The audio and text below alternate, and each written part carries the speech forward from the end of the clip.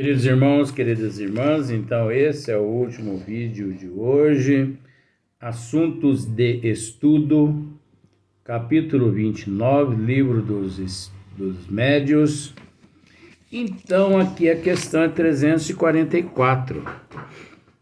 E Kardec continua assim: se a evocação dos homens ilustres,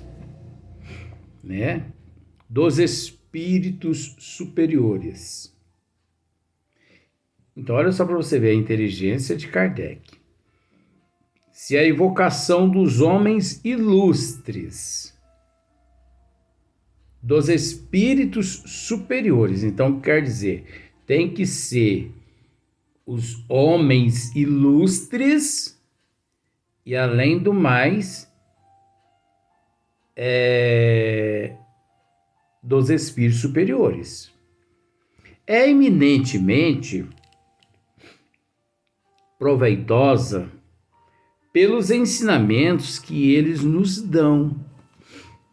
Porque você consegue entender, com todo respeito, que quando, vamos pensar por esse lado, quando se evoca um ilustre ser, um espírito evoluído, um espírito superior, geralmente, eminentemente, é proveitosa a comunicação daquele ser. Porque geralmente esse ser ilustre, esse espírito elevado, ele possui um caráter, um intelecto, uma cultura que de imediato, ao se manifestar, ele acaba nos fornecendo aquele conhecimento. Mas é aí, isso é relativo. É aí que entra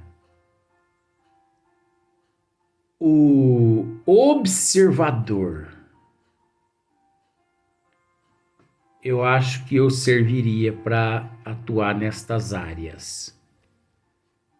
Porque ao me dizer o espírito que se manifesta agora é um espírito ilustre.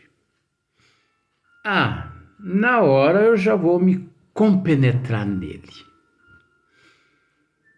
Eu vou absorver tudo de bom e de ruim que ele traz.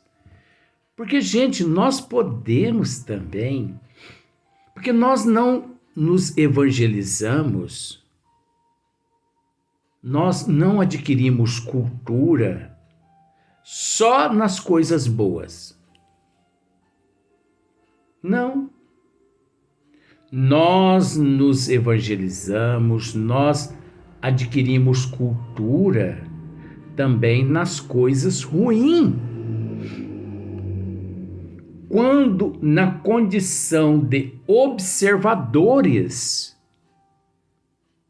você sabe que na condição de observadores, tudo que nos é fornecido, cabe a nós separar o joio do trigo. Então, se numa oportunidade desta, o Espírito te fornece 50% uma matéria eficiente e 50% não presta. Você é o observador? Sim. pegue aquela matéria, aquele 50% que não presta, joga no lixo e aproveita apenas aquela matéria, aquele 50% que você viu que é necessária, é importante. E não fale mal. Por quê? Porque ninguém encontra-se em condição de julgamento. Esse é o verdadeiro observador. Esse é que de fato se compenetra. Você entendeu? Esse é que de fato se compenetra.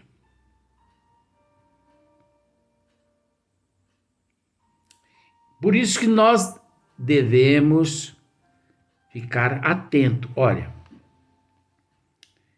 se a evocação dos homens ilustres, dos espíritos superiores, é eminentemente proveitosa pelos ensinamentos que eles nos dão, a dos espíritos vulgares não o é menos.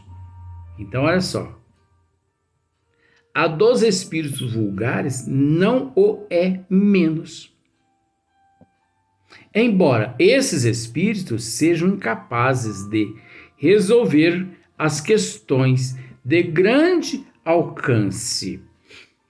Mas não é porque o espírito não consegue resolver as questões de grande alcance que devemos desprezá-los, desfazer-se deles.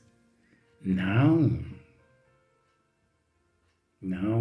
nós devemos aproveitar o material que aquele indivíduo possui devido à desigualdade nossa evolutiva, porque às vezes sentimos dificuldade em entender a matéria do anterior, mas do posterior nós assimilamos um pouquinho melhor, o que leva com o tempo entender a matéria daquele bom espírito. Então tudo é útil. Tudo é útil. Então olha só para você ver. Eles próprios revelam a sua inferioridade.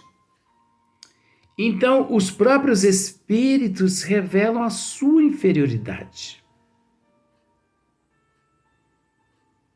E quanto menor é a distância que os separa de nós, mais os reconhecemos em situações análogas à nossa. Então, os próprios espíritos, quem nos revelam as tuas inferioridades. Porque quando você confabula-se com ele, você nota o grau de moral, de caráter, de cultura. Você percebe a dicção, você percebe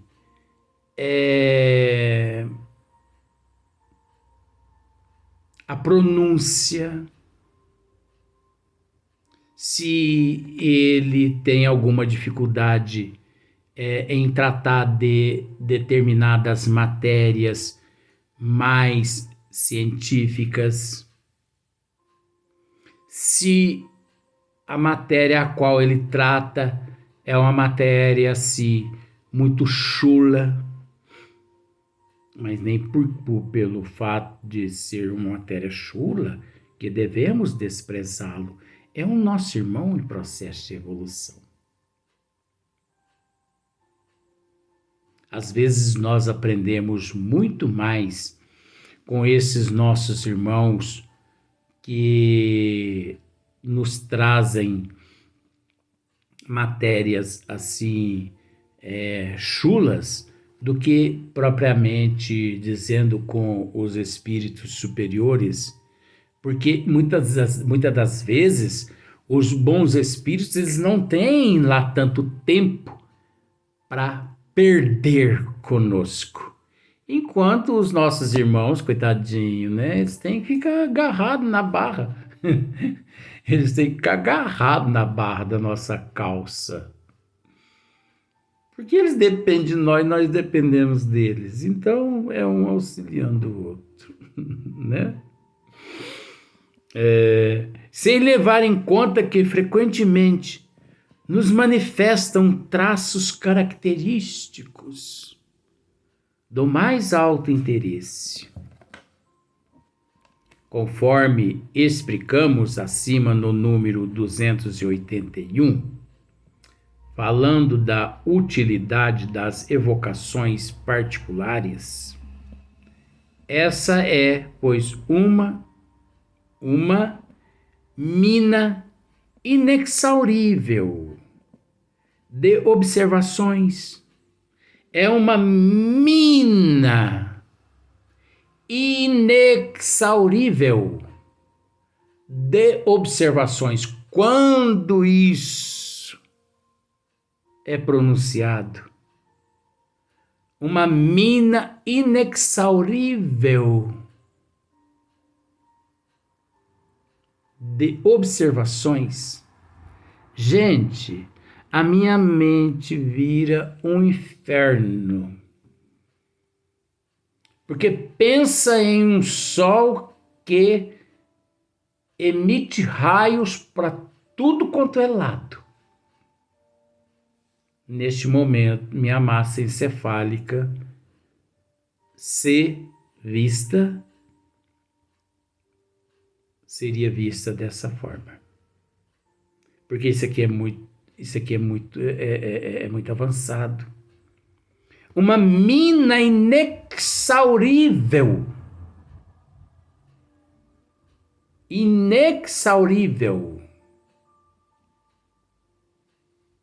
de observações. Como maravilhoso, não é? Você poder, isso é fantasia, para você entender. Como gostoso é, se possível fosse,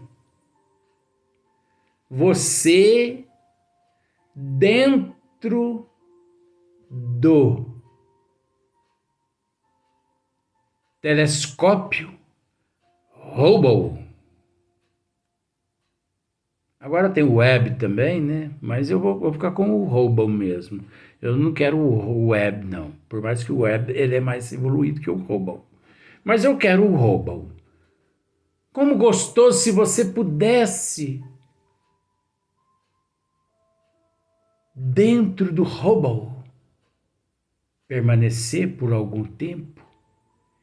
E de lá, se você pudesse ver o que o Hubble consegue ver. Só que, por incrível que pareça,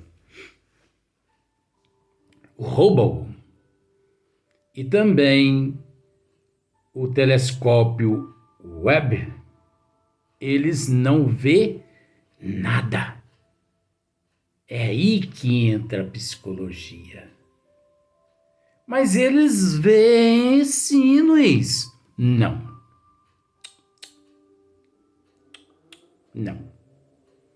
Eu bato e discuto com você. Não vê. O Hubble, vamos simplificar, o Hubble, ele é direcionado numa direção de uma nebulosa, de uma galáxia, de uma Via Láctea, numa direção do universo, né, do espaço, e daqui da Terra eles acionam aqueles botão, o flash.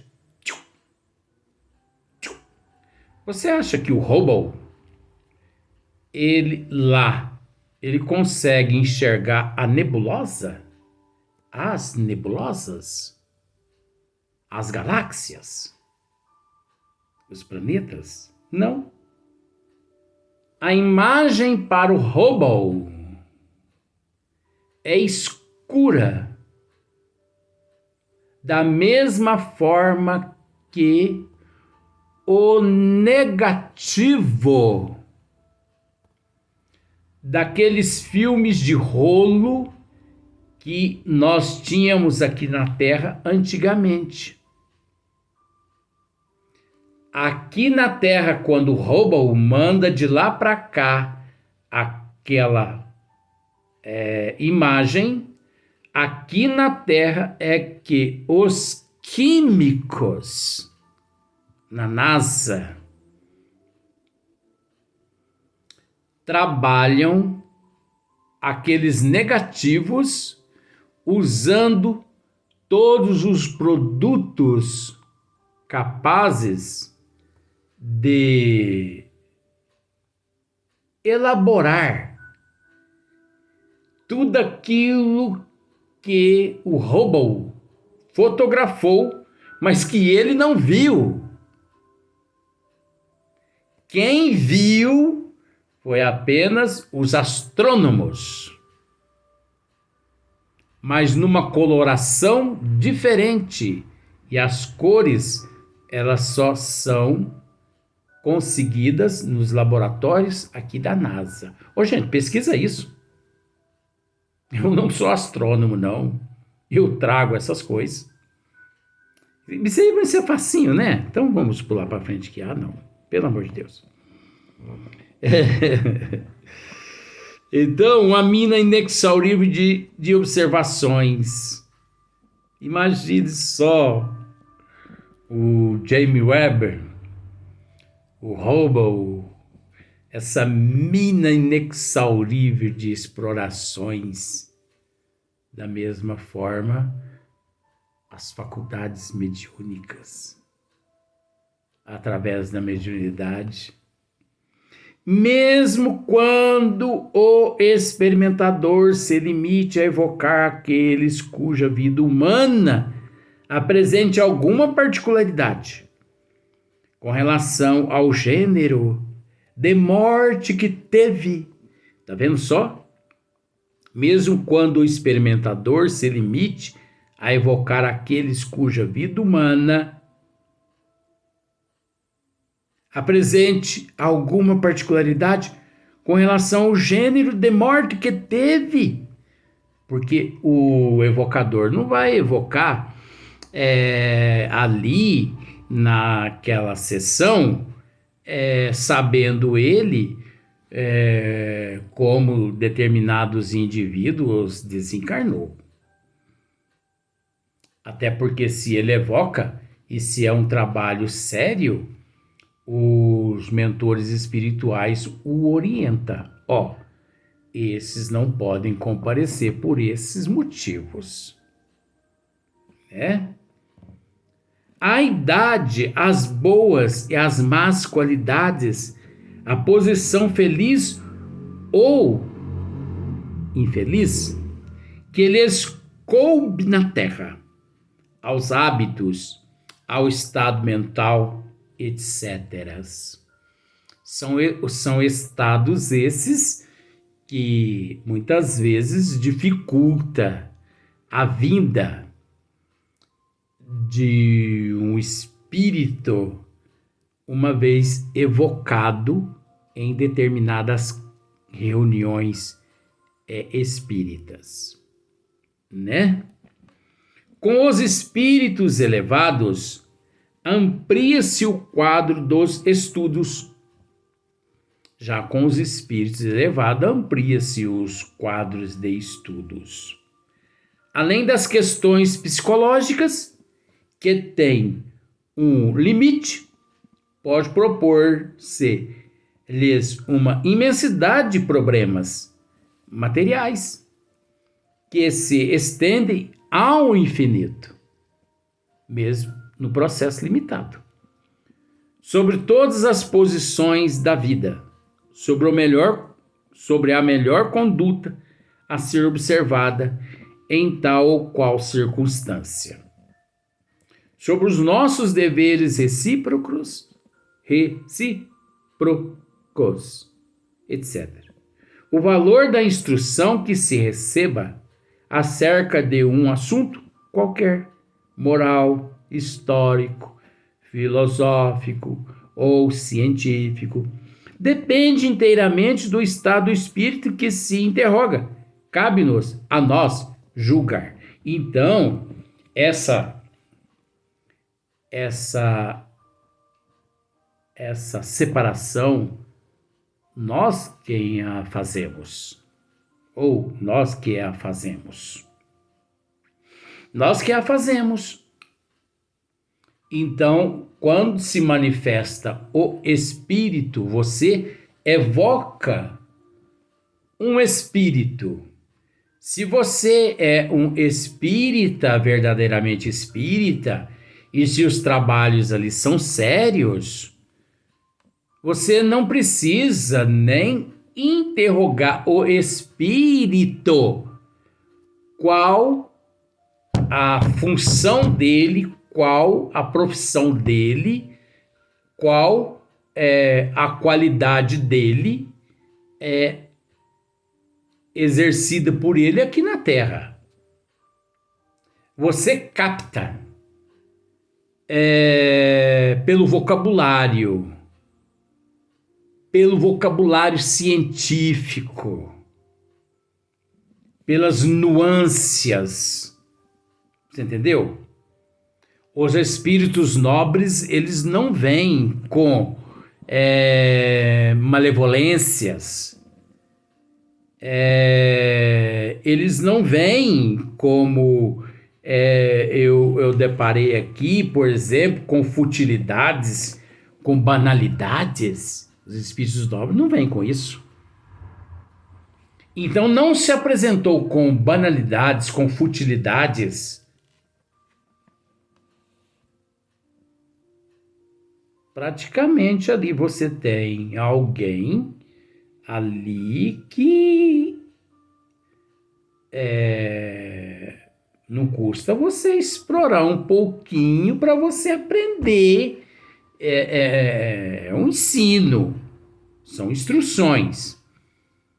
Mas é preciso ficar bastante atento. Por que é preciso ficar bastante atento? Porque nós sabemos que espíritos charlatões, impostores, espíritos das trevas, eles são hábeis em agir dessa forma. Por isso que é preciso passar todos pelo crivo da razão.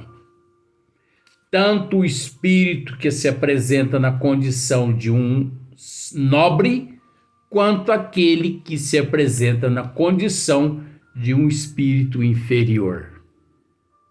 Em matéria de espiritismo não se deve brincar nem com o nobre e nem com o não nobre. Você não pode acreditar nem no nobre e você não pode acreditar e deixar de acreditar também nem naquele que não é nobre. Por quê? Porque, como já dissemos várias vezes, lidar com o que nós estamos vendo já não é fácil. Imagine lidar com o que a gente não está vendo. E sabendo no Evangelho segundo o Espiritismo, capítulo 21, anota aí. Evangelho segundo o Espiritismo, capítulo 21. Leia o Evangelho segundo o Espiritismo, capítulo 21, completo o capítulo. Os falsos cristos e acho que é falsos cristos da erraticidade. Estude lá os atributos dos espíritos da erraticidade. Estude lá para você ver o que os espíritos charlatões são capazes de realizar, de fazer. Eles fazem coisas que impressionam até aqueles que se dizem sábios, invulneráveis. Eu não caio nunca nas armadilhas das trevas. É esses mesmos que caem. Porque é a autoconfiança, eles confiam demais. E então eles protegem muito um lado e deixam o outro lado desprotegido, né? Então nós vamos continuar no próximo vídeo, mas agora no próximo vídeo.